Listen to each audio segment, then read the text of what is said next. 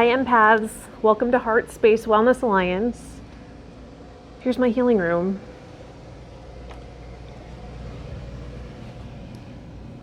Let's get started. Hi empaths, welcome back to my healing space. I'm gonna do another card reading.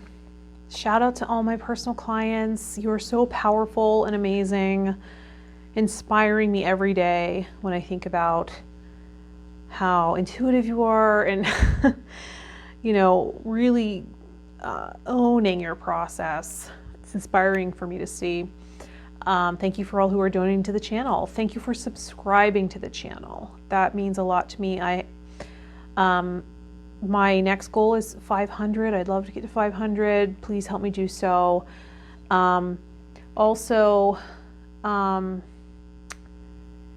you for liking and sharing. That also helps the video circulate.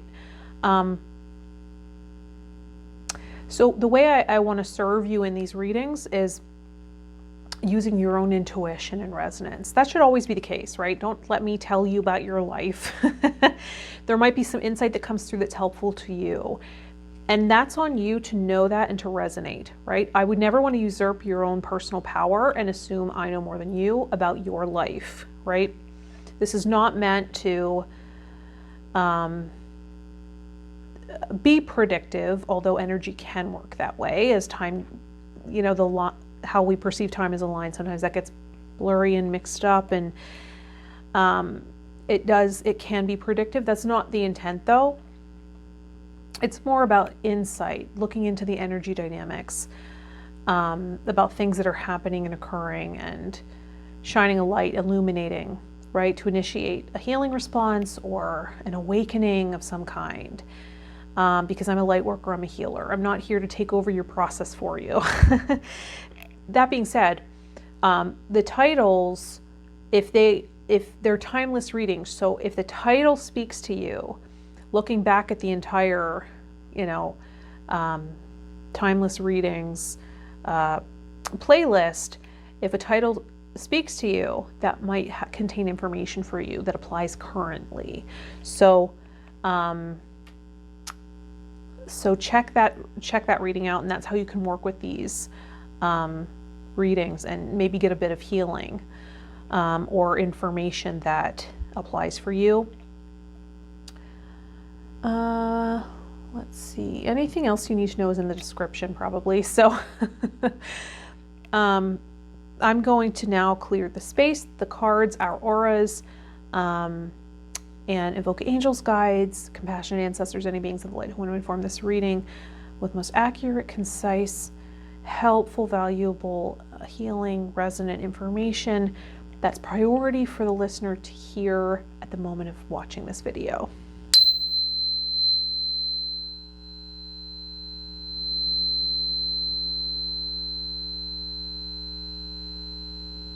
Beautiful. That was great. No need to restrike after that one. That was good. Let's go to the original angel cards, see what we're looking at today. Relaxation. Relaxation. Underestimated, the power of relaxation, isn't it? Sometimes we have to train ourselves to relax. It's not something that comes naturally. If our body's always in a heightened state and always tense to a certain extent,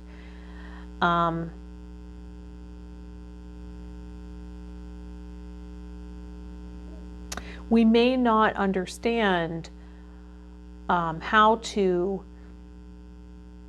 allow Mother Earth to support us, right? And that could be a disruption in bond with Mother or connection to Mother. Lack of attunement there as a baby, or not being held enough, so we don't have that idea of how to soothe. We're unable to self-soothe. So instead of doing things that are truly nourishing and healing and supportive and soothing, we may do things that are toxic and using escapism as a substitute. instead of really truly relaxing? Are we always in a heightened state of fight or flight? Fight or flight, freeze, or fawn, right? As opposed to, and that sympathetic nervous system, right? That alert state, as opposed to relaxed. Let's pull some oracle cards. I've combined Doreen Virtues, all the Doreen Virtue decks I have, into this bag, pull them randomly, and see what about relaxation are we looking at?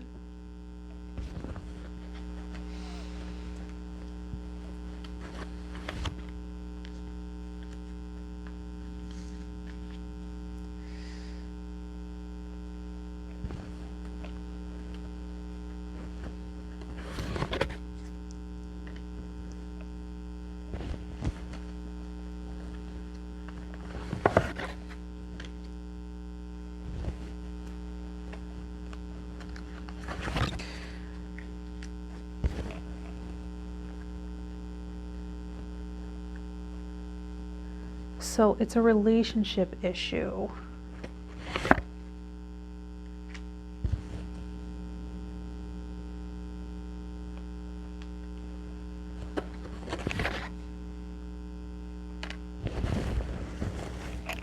It's a relationship issue. Okay, so what's coming up is separation. Separation. And separation, you might be in separation with a loved one, romantic partner, a potential romantic partner, someone you really care about. We're finding you need to take time away, right? Time away to regroup, balance.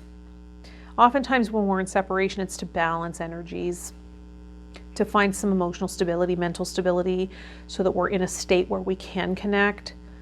Otherwise, we're in protective mode, go get away, right? We're giving pushing energy. So until we feel stable and relaxed, because something's triggered this response, this fear response, we're pushing and we're giving pushing energy. Even if that is, I want you to come to me, that's still pushing energy, right? That desperation, that neediness, that clinginess, that's still pushing energy. Even though we think it's going to pull someone to us. This protected card is also coming up. You're safe and supported while you change your career. Well, this is a relationship reading, it seems.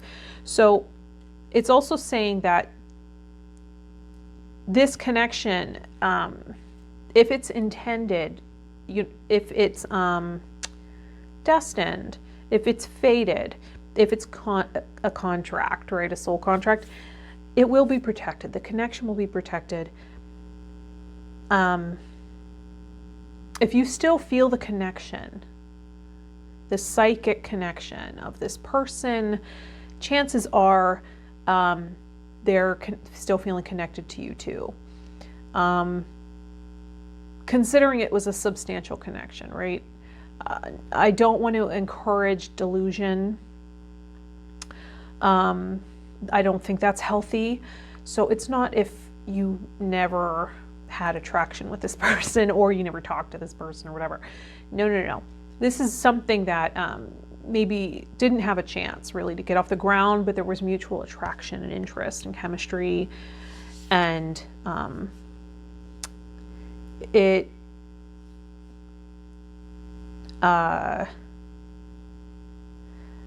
or it was an established relationship already, right? It's calling for you to have faith. Can you relax into your faith? Your prayers are manifesting. Remain positive and follow your guidance. can you trust and have faith that if this connection is meant to be, that it's okay to just be right now? There's nothing to do. Don't be afraid of space and separation. Don't be afraid of that. If the bond is true, if the connection is real, that can never hurt the connection. That can never hurt or harm, particularly if you're really investing in growth. If you're investing in deconstructing some patterning that's very toxic in relationship, or healing wounds that initiate the need for this separation, right? If you're working on your own growth, and that's what you're focused on, bettering yourself, investing in yourself, improving yourself, you're not making a wrong choice. In fact, Ready, Set, Go is coming up. Now is the perfect moment to dive in and embrace your heart's desire. Can you shift focus? Because oftentimes when someone moves away from us, or we feel we had to move away from somebody else, it's so challenging to put our focus or attention anywhere else. Where can you find a better outlet for that, right? Because all you're doing is filling in the psychic energy. And that's even pushing that away, right? So can you put some of that valuable mental energy, that very valuable resource of your attention, can you put it into your life purpose, something you're passionate about? Can you channel it into something that's makes you feel good about yourself, that helps you value yourself more, puts you back into a state of self-respect, makes you feel good about yourself? What's your heart's desire here? What's your goal? Right? Maybe even coming to terms with your actual goal for relationship. Maybe that was fuzzy. Maybe that was unclear. Maybe that wasn't revealed. And maybe that's part of the reason there was confusion here.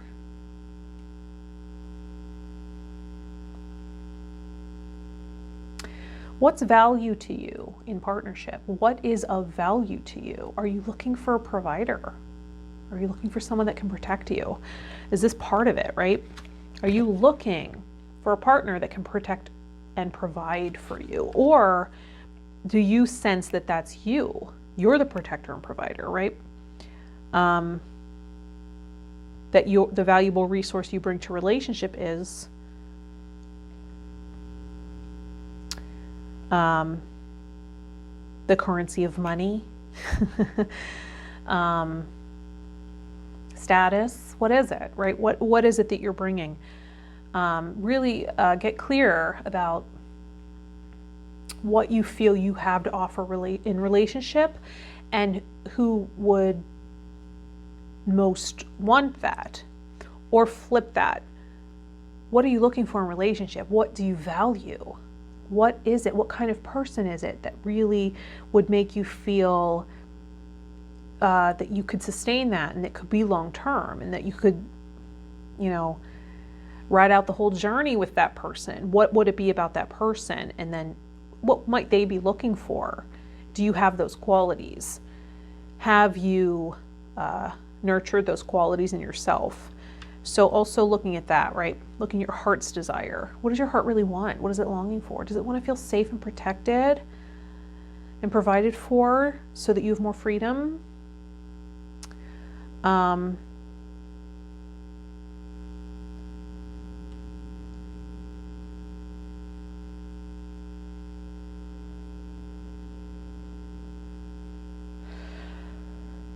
Are you looking for a soft spot, right? Someone to listen to you, adore you, cherish you. What are you looking for? Just get really clear with that. And what might that person be looking for? Is that a good match? Does that make sense, right? Are those counterparts?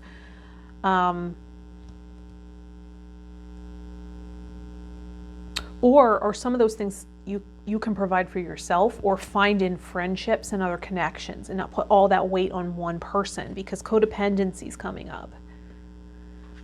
Addictions are affecting your romantic life. And codependency, the meaning has evolved, right, over time.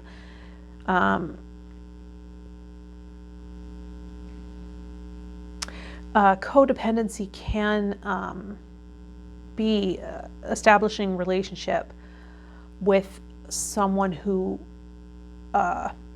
is addicted to something, and then the wounding dovetails, right? That's something you have familiarity with because it runs in your family, and while you're not addicted to substance, it just fits together so well, even though you don't see it at first, right? The wounding dovetails, and it creates the chemistry, and you're just seeing the romantic image of the person until the wounding is initiated in the next phase of relationship, and then you see what you're really dealing with here. But the initial pull and draw was this codependent tendency that is in your ancestral line that maybe you're here to heal, to look at, to deconstruct. Codependency can also mean that we get addicted to another person, right? It's evolved to mean that, or we get addicted to a person. So,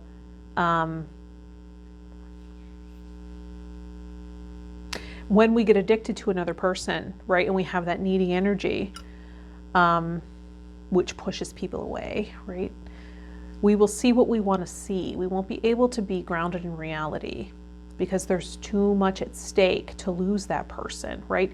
Which is why separation can feel unbearable. So notice, do you have this tendency to get addicted to people? Might be the number one addiction, right? It's like becoming addicted to people who we sense have something that we really want, instead of owning those aspects in self, right? We might want to do some of that work where we integrate those aspects in ourself, those things that we admire and see in someone else and just think they're so wonderful, so lovely, so beautiful, so strong, so whatever it is. Can we own that in ourself so that it's not so charged? Same with shadow qualities. Codependency can also mean seeing other people as broken, that we need to fix them, right? If we always look around and see broken people, because we've been trained to do so, because maybe we were a caregiver to a parent, right? Or an older sibling, and we've just been conditioned to be the one that's responsible, the one that's together, and nobody else can really manage that. So we let it slide. Well, they're broken, right? I'm the one that's the fixer. I'm just someone who tends to be responsible, and not everyone can do that. Not everyone has their own personal power.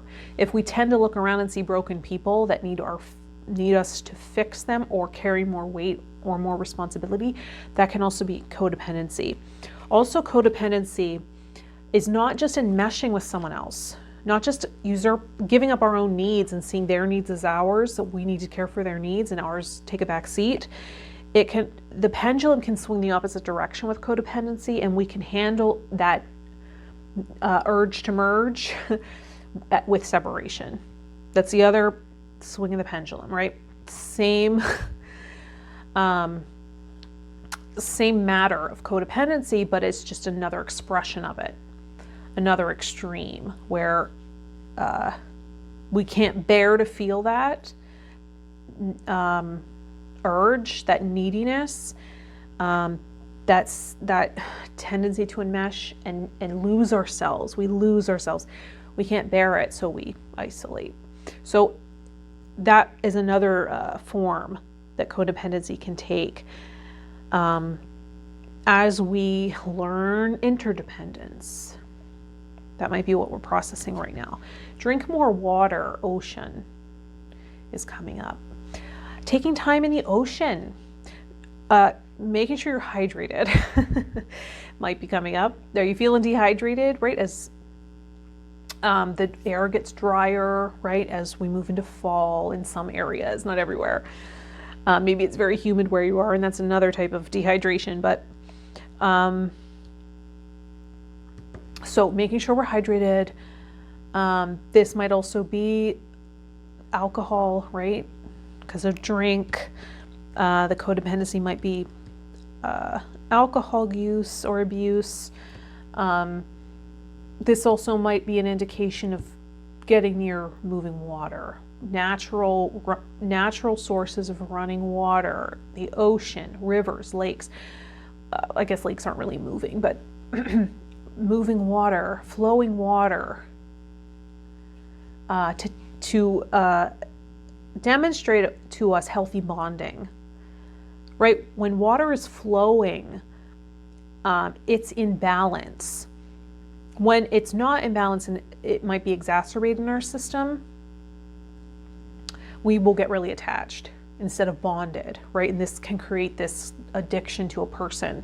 So it's attachment. When there's deficiency of water in the system, we might find we experience the same emotions over and over in the same cycle because there's not enough to flow and allow it to come out. We might not be very in touch with our emotions.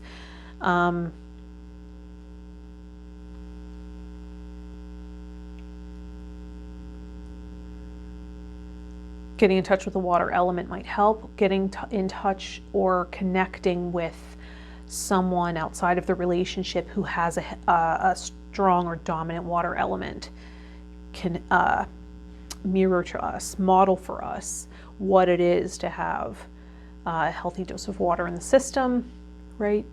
Are you finding that you attract in people that are empathic, sensitive, to model for you, to fill in that gap for you? Walk away is coming in. Walk away. Leave the unhealthy situation and enjoy the new doors that open as a result. So, assessing whether or not this situation is irreparable or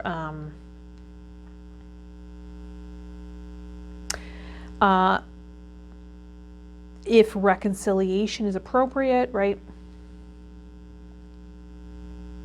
Having faith that you'll know what to do can also be walking away from the old paradigm, walking away from codependency. Maybe there's this fear that you'll never have children, right? And this is my last chance, and it's creating a lot of urgency, a lot of neediness, desperation. That can happen too, particularly for women, right? Your connection with children is part of your life's purpose. So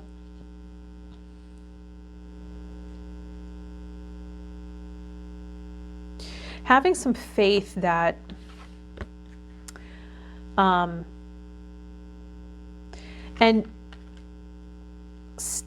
communing with a higher power and getting clear that if that is your heart's desire, wasting time pining over a situation is not going to help that come into fruition, right?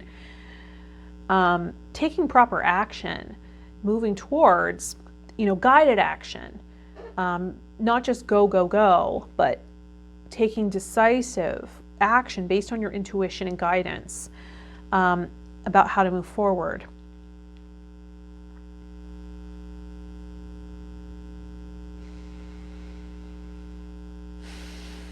And it might be time to have a heart-to-heart conversation with the divine, with this person. Honestly discuss your feelings with each other. So it might be with this person you're in separation with, really getting vulnerable and talking about your needs, your expectations, what you're looking for, whatever it is, whatever has gone unacknowledged, unexpressed. This might also be getting it out, right?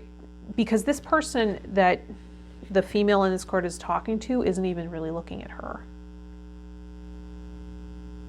They're not really able to take it in. So if that's the case, they look very disturbed. So if that's the case, maybe it's for you So maybe write a letter to this person to get it out and burn that letter, right? Rip it up, flush it, whatever you got to do, to just release this energy, right? To get this out.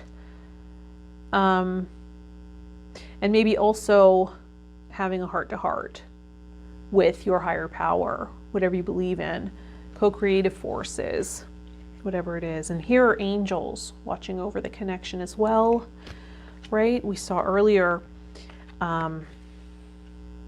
connection is protected, okay? So maybe there is something in this connection that feels fated, destined. And that's why it's hard to let go. There is this timeless, infinite quality that you're in tune with anyway. So it could just be a past life connection that came in for resolution. And it's important to not get too attached to people that are passing through for resolution, right? As we move closer and closer to that destined life partner. If the situation was what came in to resolve some of this patterning of codependency and to heal and to illuminate that for you, can you see that that's what its purpose was? And move forward in a more relaxed state, have more relaxation around it instead of this urgency. When we can get more relaxed, we lean back, and that's when things are able to come in, right?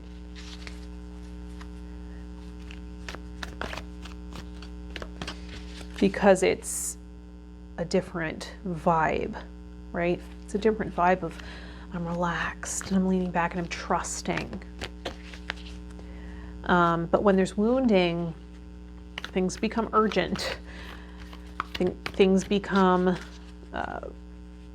we start behaving and thinking in a fear-based way, fear-based manner, and become very reactive instead of thinking clearly, rationally, being in touch with our genuine emotions, our bodies. How are our bodies responding? Are we in the present moment? No, we're probably regressed, right? We're probably regressed to something that happened in the past, a patterning that we noticed before. So possibly even transferring some parental wounding onto this person, right? Expecting them to show up as parent or vice versa, giving them parental love. We're just working through some of this. It's for our own healing. So can you relax in knowing it's all happening in divine time, divine order? There's parts you can't see, you don't know, and you have to have some faith. Maybe this situation is just calling for your faith.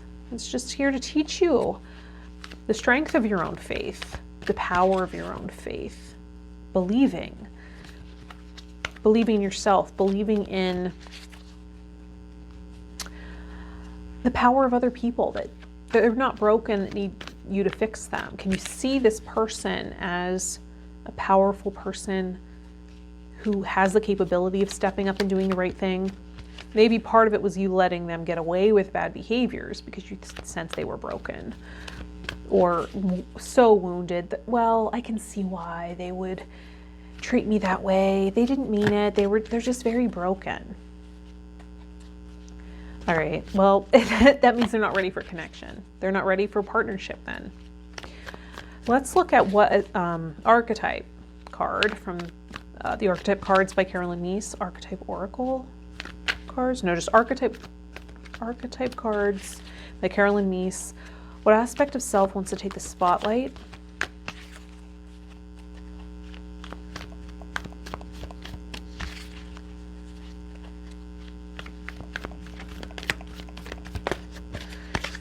Are you being prepared? Are they being prepared? What's balancing here? Or do you feel so good in comparison to when you were really in communication with this person that it's just, oh, okay, well, this feels so much better. I get it. I'm meant to move away. I'm meant to walk away. Just be very clear. Is there inner child work that needs to take place right now? That's what you're looking at to make you ready for partnership, or maybe the other person, or a combination. And just relax in the timing of it and know that, you're taking guided steps and trusting in your process.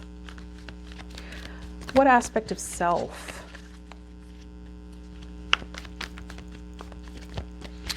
wants to show up and inform this reading?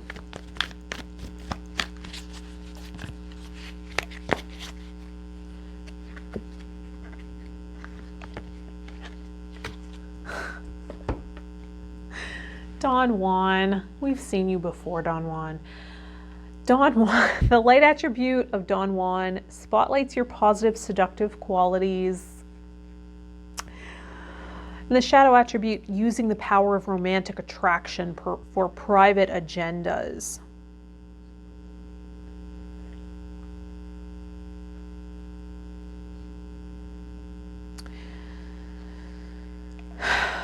So, yeah. So,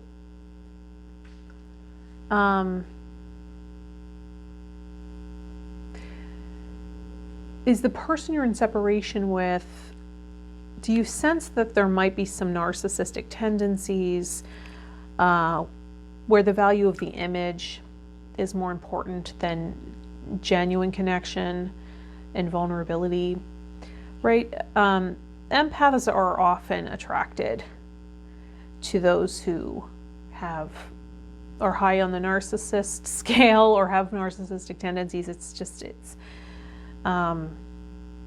because it's the same wounding, it's just the coping strategy is different. So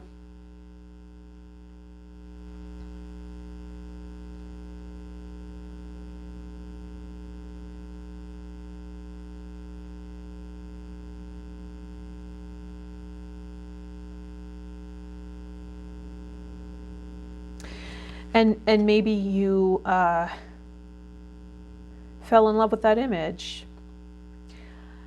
This person was showing you the light attributes of the Don Juan, or you only saw the light attributes. You didn't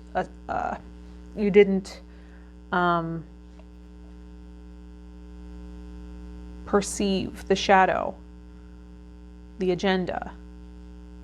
Maybe they were just seeking validation, your attention, your time, all valuable resources. Maybe they just want fans. They're creating a fandom and they're not really seeking genuine connection. You got to know when to walk away. You don't always have to reveal your hand, right? You can just walk away if you sense that there's no sense in expressing yourself vulnerably, that it would do more harm than good. It's okay. It's okay if you walked away. It's okay if you decide to walk away.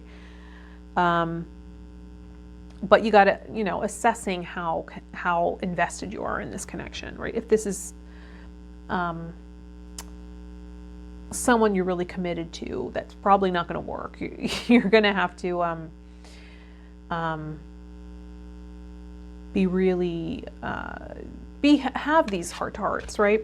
Have this heart-to-heart in person. But if it's someone who it was just an entanglement or short-lived connection, short-lived relationship, put it in its proper place. Also, what stage of life are you in? You have to make note of that too, right?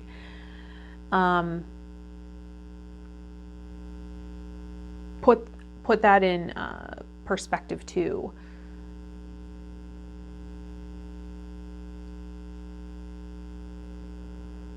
Consider those things. Consider all those aspects. Where are you at in life? Where were they at in life? Was there ever a deep conversation?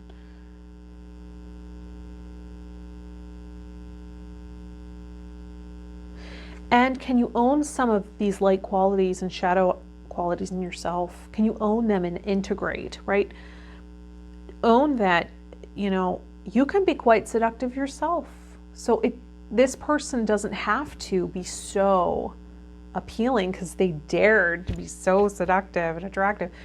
I have that too. So it doesn't carry as much weight. It's not as charged. It's like, if I can own that in me too, they aren't as special and unique, right? And also, I have used my romantic attraction for private agendas. Do I have the capability of doing so? Have I done that before? Probably, sure. I do have that capacity. That is a shadow attribute of mine. Everyone has that capacity. Can I own that a little bit more and say, I've done it too? There were times I just really needed attention. There were times I wasn't really that into somebody, and I kind of used their attraction for things other than genuine connection. I've probably done so before, even if I can't recall cognizantly. Sometimes we're the bad guy, right? It happens. Even if we have the best of intentions and we're very high in integrity, things happen.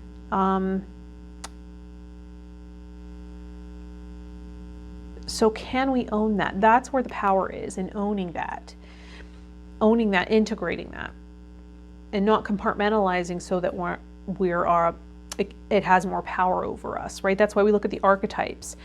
Owning that gives us more power. And I'm being drawn to the Spirit Song Tarot by Paulina Cassidy.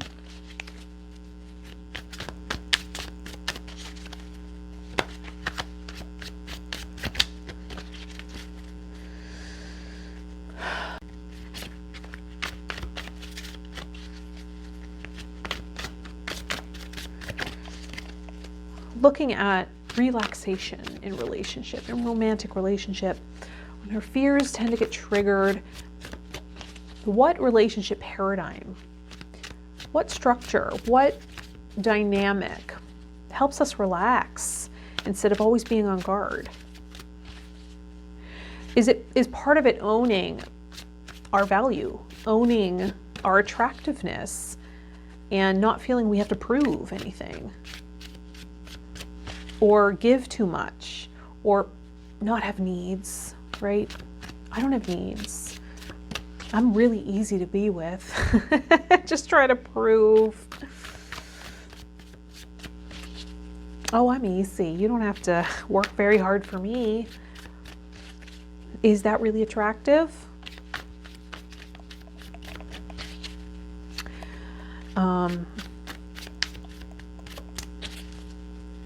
I'll account for the fact that you're so wounded. Or I won't respect your need for space, and I'll continue to reach out, right?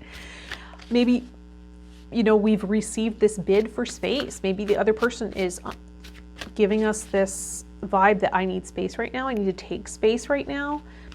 And we continue reaching out.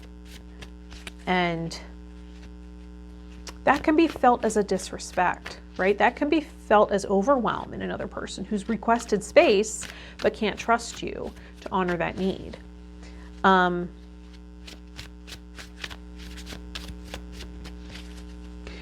maybe there's part of you that's can't handle a lot of space. So there's a reactive part that then behaves in a way that pushes a person away more. So we just want to look at that. Like, what is that wounded inner child that can't trust when there's space, right? Did we sense that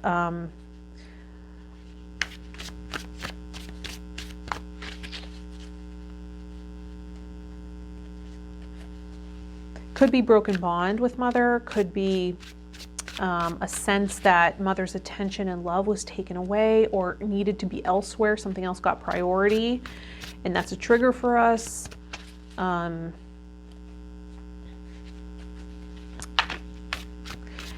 It's also in our design, right? We're kind of wired that way biologically as women. If you're a woman, that abandonment trigger, right? Primitively, if we perceive a man's going to take away all the resources, right? Even if we're the one providing the resources, we can sense, or we still have that wiring. It's very interesting. Can we be more aware and conscious of that and put it in check and say, this is outmoded, this is outdated, this doesn't work, this isn't real. Can we do that with breath, through meditation?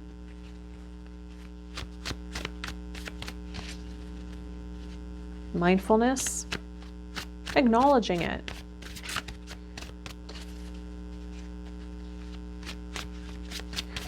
Okay, looking at these tarot cards.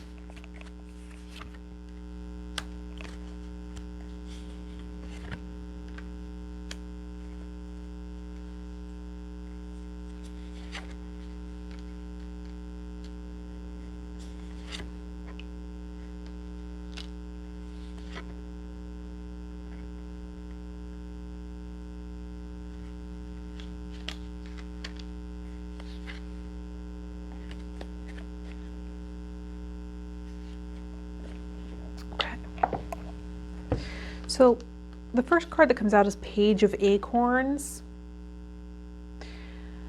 I'm not sure what animal that is. Is that a wombat or something? That's the first thing that came to mind. I'm not sure what that animal is. I don't know if I've ever seen that before.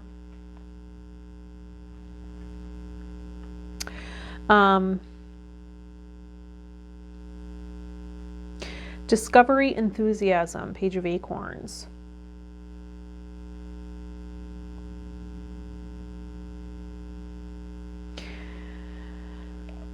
So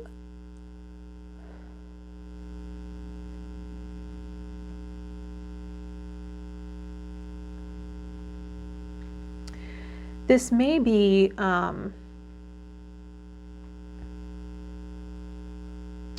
as you've relaxed into this energy and accepted this separation in a relaxed way, it's balancing the situation. And the other person's perception of your value is shifting. Maybe you're giving them the opportunity to miss you or observe you from a distance in this separation, and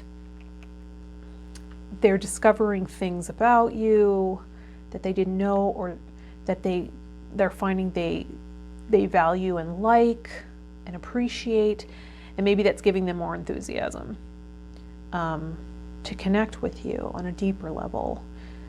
Maybe they're noticing how you're handling something in a way that they've never encountered before, because most people handle it this way, right? And you've sort of looked at these interactions, you've looked at these parts of yourself, and you're able to relax back. Can you see the value in that it sets you apart? That lack of neediness, it sets you apart. It shows value. And then we look at 10 of Acorns. I think that's a donkey. That might be a donkey. But look how relaxed the donkey looks. Very relaxed, even softened gaze, softened focus. The words on the card are responsibility, dedication.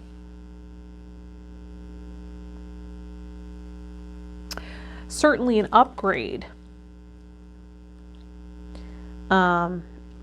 when we move into the Queen of Acorns, right? So this is also about progression, because we went from the Page of Acorns, backtracked a bit to the 10 of Acorns, but now we're at the Queen of Acorns.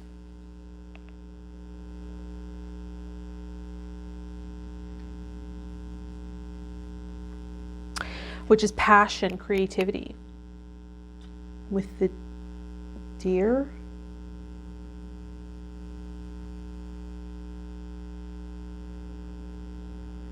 I'm not sure what animal that is.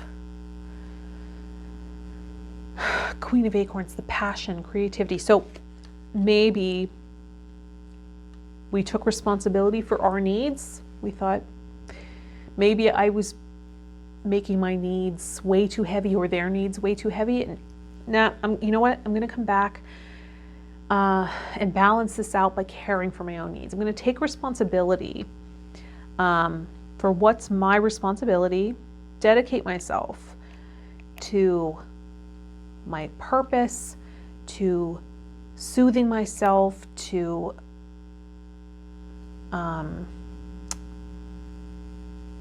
leveling up with self-care, self-awareness, self-love, self-respect. Own my value and take care of my own passion too. Fill up my stores of passion, creativity, getting in touch with that and prioritizing it. Prioritizing that. And then we go to 9 of Acorns.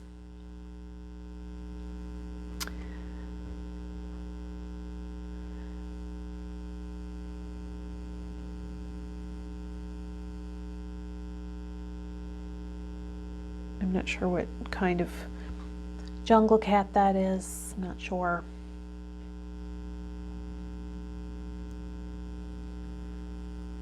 They take artistic liberties, so I can't tell what animal it is. Looks to be spotted though. 9 of Acorns, power, perseverance, more acorns. This is all acorns. These first 4 cards are all acorns, which I believe I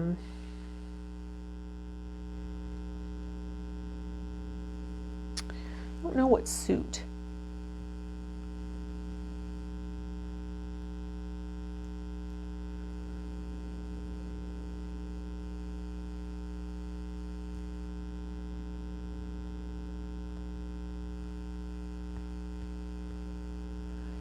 Maybe wands.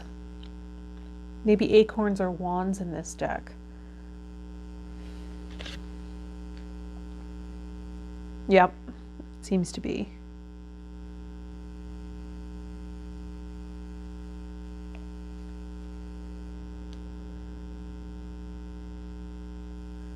Seems to be. So 9 of Acorns, power, perseverance.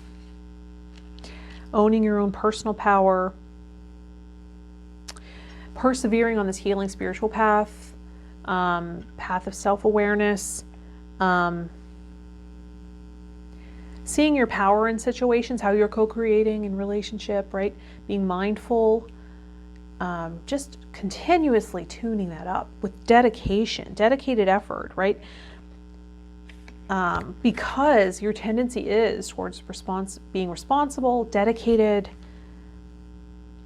You know how to turn that into yourself and take accountability for your vibe, how you're showing up, your thought patterns, your reactions, and fine-tuning this. Leveling up and showing up as a better version of yourself constantly.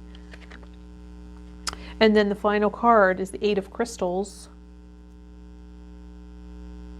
8 of Crystals, dedication, progress.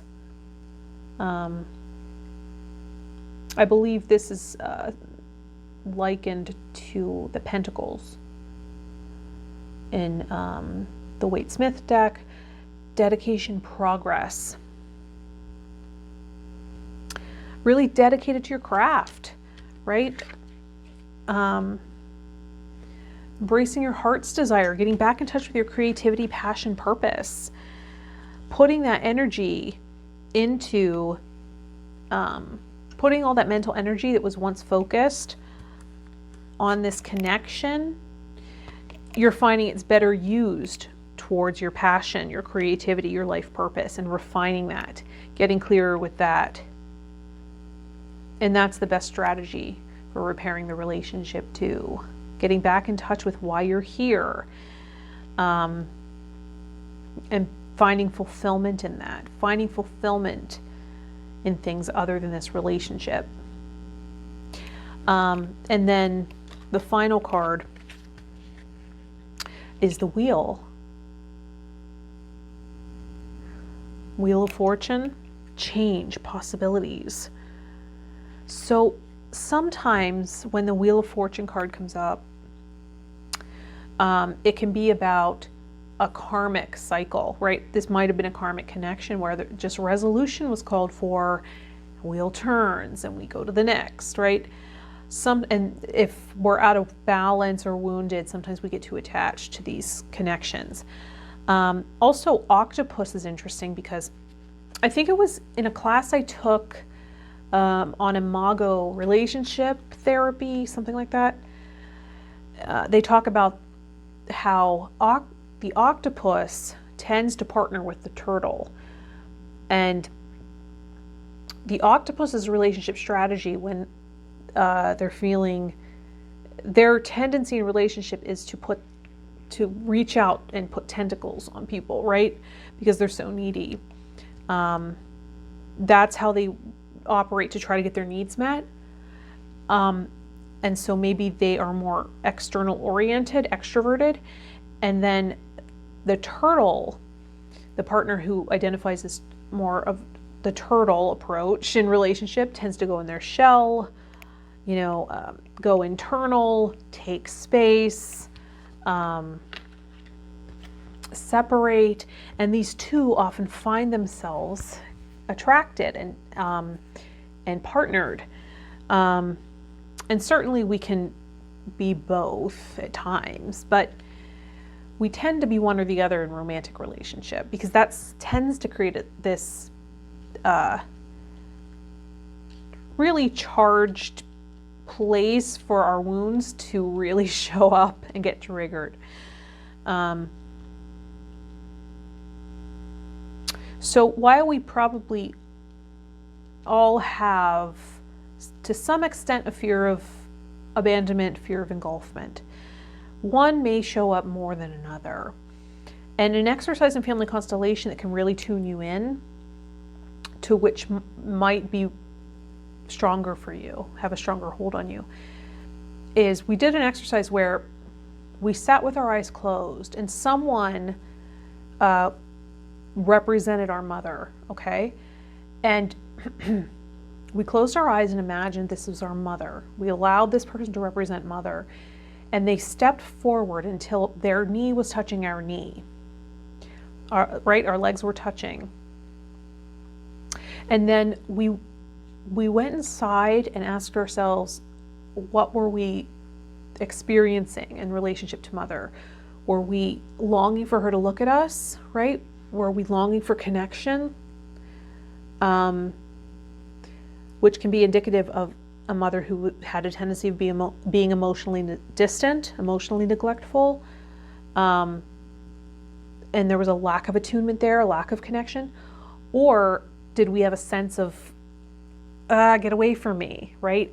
Okay, I get it. And it's just overbearing. That might have been a mother who tended to smother, right? So are you able to do that? Can you tune in? Imagine your mother approaching.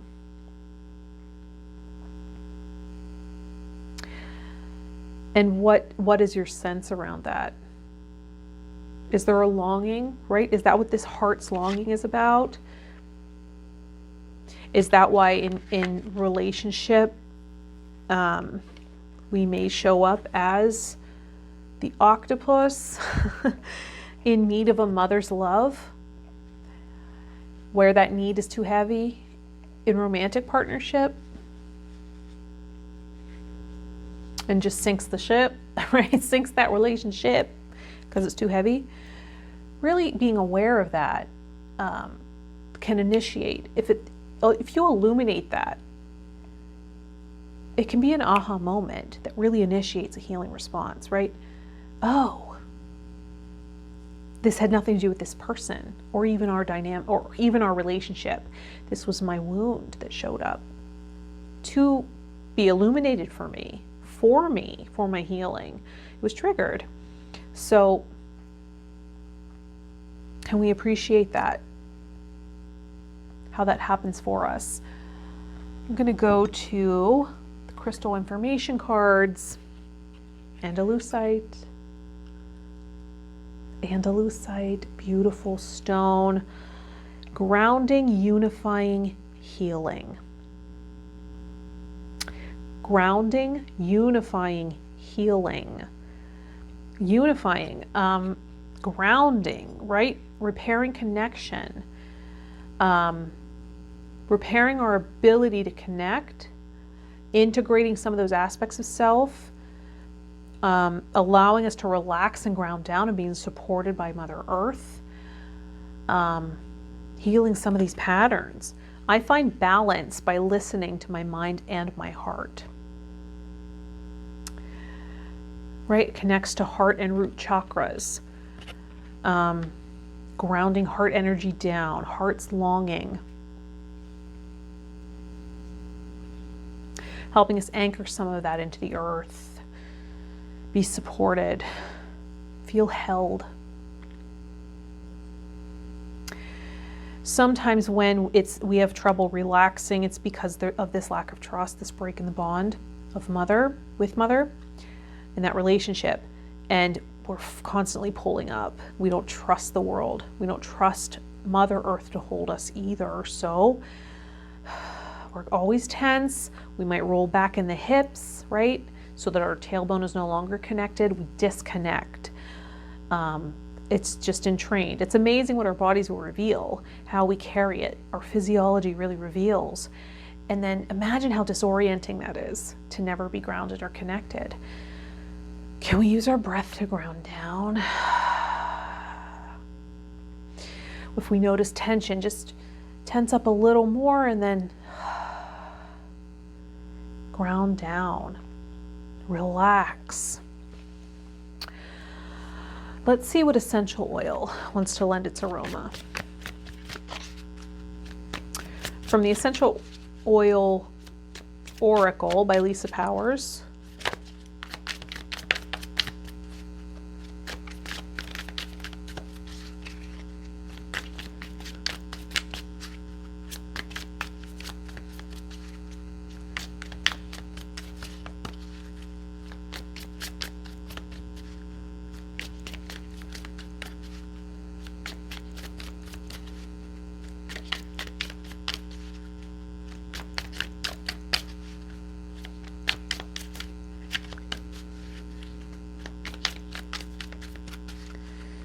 Essential oil.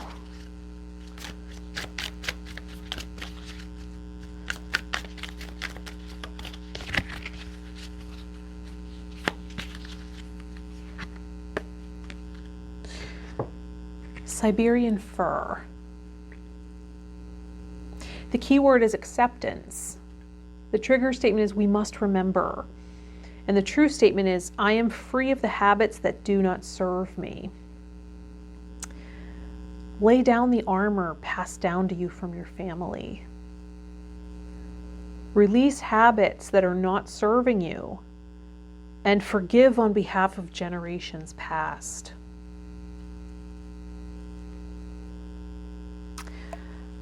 Right? We're releasing this patterning. We're navigating through. We weren't given an easy hand, were we? But we have the strength to do so. And Siberian fir is the oil of aging and perspective. Siberian fir addresses generational healing from the perspective of the mature. It assists during the twilight years as individuals transition into a more full, mature awareness. This period in one's life cycle can be beset with losses of many kinds. Siberian fir offers comfort and support during periods of grief, regret, and longing. Right? In separation. Heart's longing.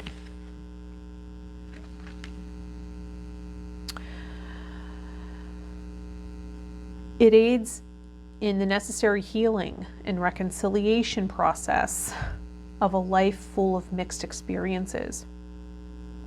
Siberian fir encourages an honest and gentle approach to assessing one's life choices, influence, and legacy. Upon reflection, all people will find moments of regret and moments they cherish. Siberian fir teaches that without the winds of opposition, individuals would never have gained the wisdom and strength they now possess. It also reminds that forgiveness, both needing to forgive and needing to be forgiven, is integral to development. So if you're in grief, feeling loss, despair, sadness, regret, fretting over the past, and pining, right, in separation, Siberian fir might be a good oil to inhale and lend its support to you. If you need comfort, forgiveness, perspective, honest wisdom, living in the present, optimism, adaptability, and peacefulness, right? Allowing you to relax. Relax.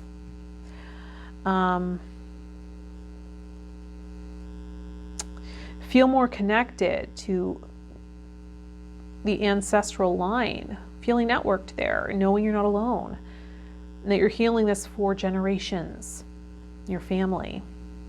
And as you do so, it ripples back. The effect ripples back, influences the entire ancestry, and changes the future generations. But because we're all connected, we're all connected. Okay, so let's end this reading with a card from the Wisdom Cards by Louise L. Hay.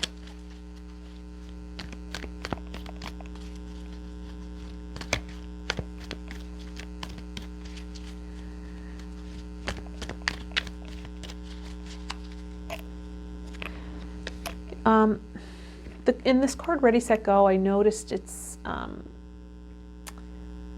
is that called a killer whale? And if you've ever seen the documentary Blackfish, how SeaWorld caught baby whales, right?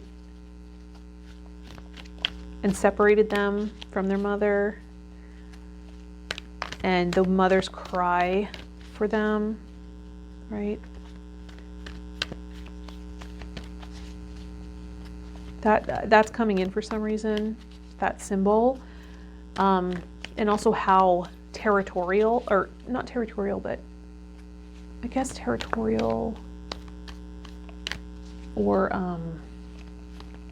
protective they are. Protective card. How if a new whale is introduced to the tank, they don't do well with mixing with different families, right? Whales, these killer whales have this, is it killer whale?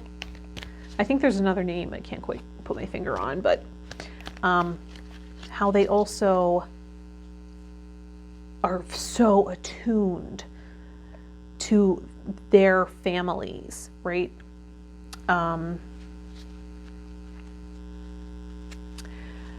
And they travel together, and they don't do well with other whales that are strange, right? That are strangers to them. They don't do well with that. They attack each other. They bite them. It's really crazy. It's really incredible. And yeah, that documentary Blackfish. Did you see that? I'll never see SeaWorld the same after watching that. I just can't support that. But I just had so much compassion for these whales I didn't understand before. So can be another symbol and synchronicity of breaking the bond with mother, right? That documentary coming in. And why, and also this idea that There's a familiarity and resonance with some, and others you have a sense that you need to protect yourself from, right? So there is a resolution to every problem.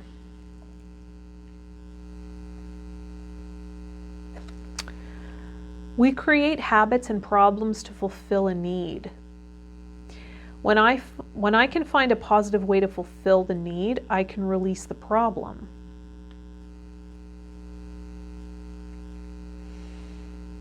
We create habits and problems to fulfill a need. When I can find a positive way to fulfill the need, I can release the problem.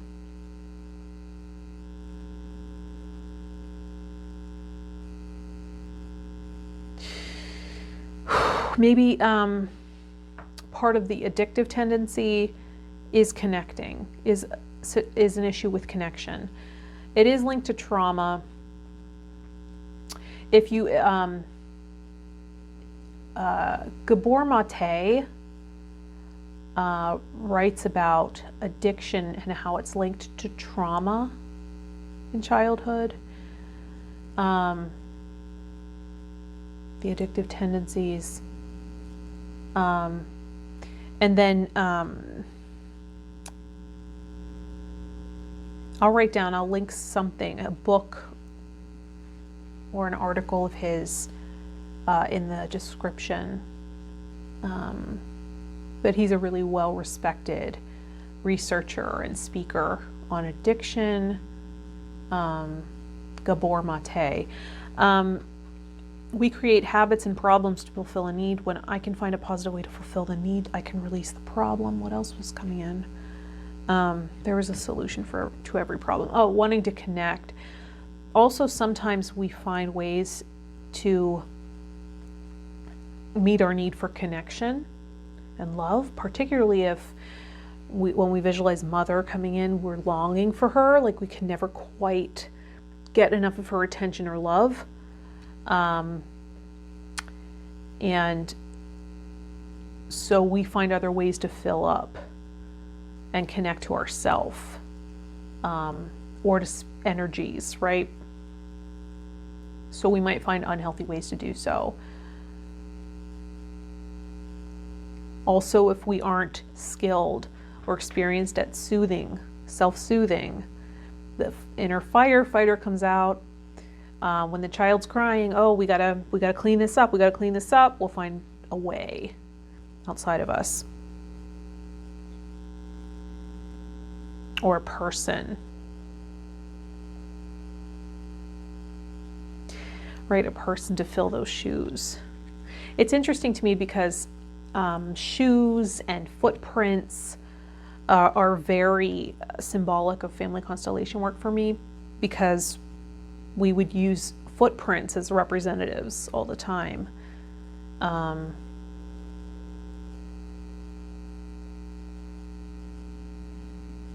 So maybe looking into doing some of that work can be helpful. Reach out to me if that's something you're interested in. Looking back at the ancestral line and how things did not start with you, right? Deconstructing some of that patterning. Okay, let's do some sound healing around this. Learning to relax, soothe.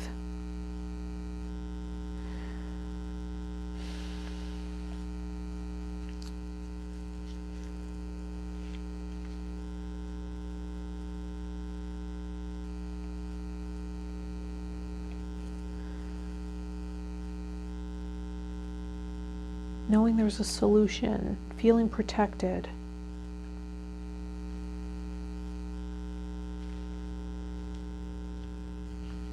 Having faith, getting back into a state of faith and connection. Taking care of self, redirecting our focus to our life purpose or something that gives us passion, brings us back to our passion. Owning some of the light attributes and the person we're admiring or adoring from a distance. Owning the positive light qualities as well as the shadow, so we're less reactive. Finding more power in that.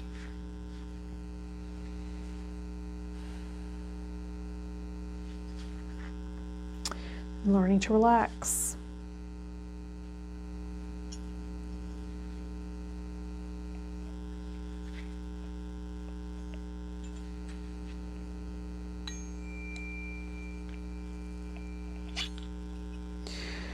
So close your eyes.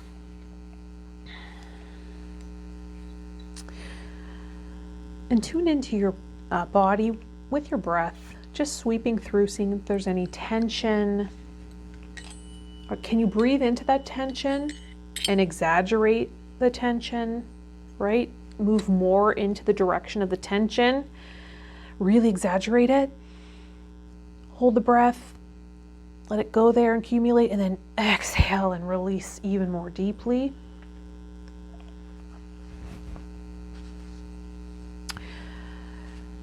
And continue doing so. You might also want to tune in to any part, any energy center or part of the body that's being loud, right? That may be painful, crying out for your attention, that might be feeling like a lot of activity. Where is that? Can you put a hand there to soothe it? And tune in and ask, what do you need? What do you need? Tune in and breathe as we listen. Allowing more relaxation to come in as we resonate with the sound.